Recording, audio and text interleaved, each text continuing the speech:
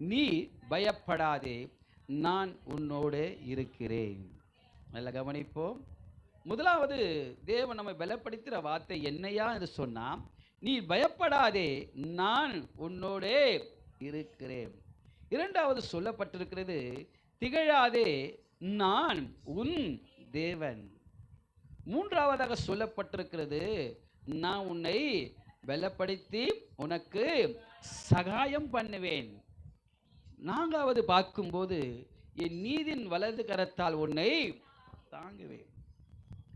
ஆண்டவர் 4 விதமான காரியங்களை ஏசாயா தீர்க்கதரிசியிடத்திலே இடைப்பட்டு பேசுகிறவராக இருக்கிறார்.